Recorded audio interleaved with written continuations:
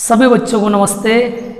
आज हम लोग जो है सीखेंगे कि 12th में फिजिक्स में विमी सूत्र कैसे बनाए जाते हैं और उनको बनाने का जो आसान तरीका है वो किस प्रकार से जो है हम लोग जो है सीख सकते हैं। तो लेट्स स्टार्ट। देखिए इधर विमी सूत्र बनाने का आसान तरीका। विमी सूत्र पहले अपने को ये पता होना चाहिए कि विमी सूत्र होता क्या है।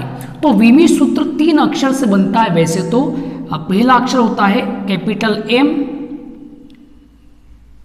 दूसरा अक्षर होता है कैपिटल एल, तीसरा अक्षर होता है कैपिटल टी, तीसरा अक्षर होता है कैपिटल टी और चौथा अक्षर इसमें आएगा कैपिटल ए।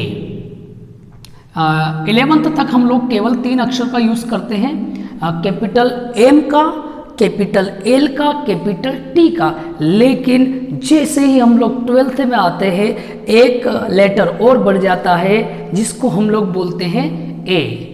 अब देखिए ये होते क्या है वो अपने को समझ लेना है। सबसे पहले एम क्या होता है, तो एम जो है वो यूज होता है वस्तु के द्रव्यमान के लिए। एम किसके लिए यूज होता है? वस्तु के द्रव्यमान के लिए यूज होता है।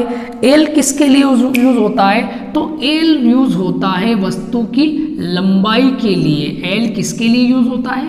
वस्तु की लंबाई के लिए। फिर नंबर आता है टी का।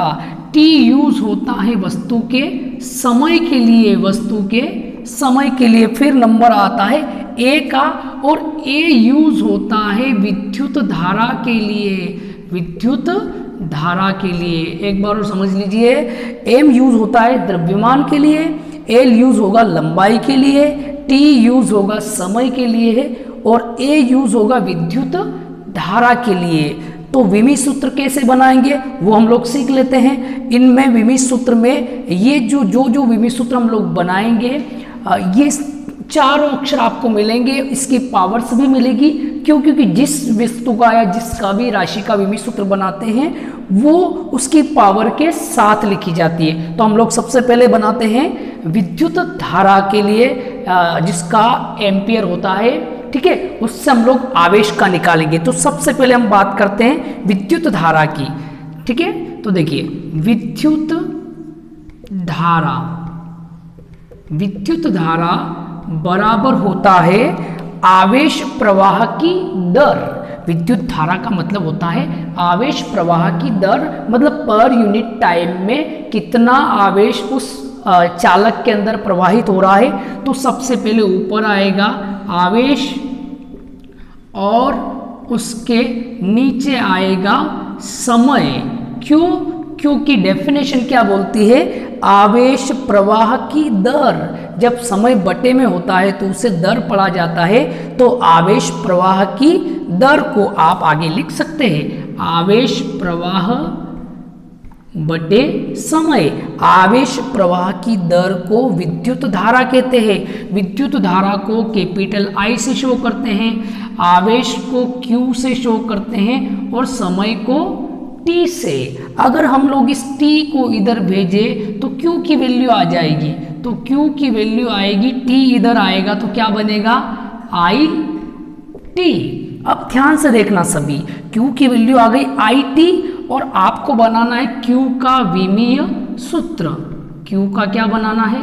विमीय सूत्र बनाना है। तो ध्यान से देखिए सभी, विमीय सूत्र कैसे बनता है। सबसे पहले हम लोग बात करते हैं आई की। आई विद्युत धारा है और विद्युत धारा के लिए किसका यूज होता है? ए का। तो यहाँ आई की जगह आ जाएगा आपका ए। टी समय है और समय के लिए कैपिटल टी का यूज होता है, तो यहाँ बन जाएगा आपका टी। तो आपका विमी सूत्र हो गया ए टी। अब जो नहीं है उसकी जगह हम लोग पावर 0 लगाएंगे। सबसे पहले इसमें कौन नहीं है? एम नहीं है, एम की पावर आ जाएगी आपकी 0। एल नहीं है, एल की पावर भी आ जाएगी 0। फिर कौन है यहाँ? टी है तो टी आएगा।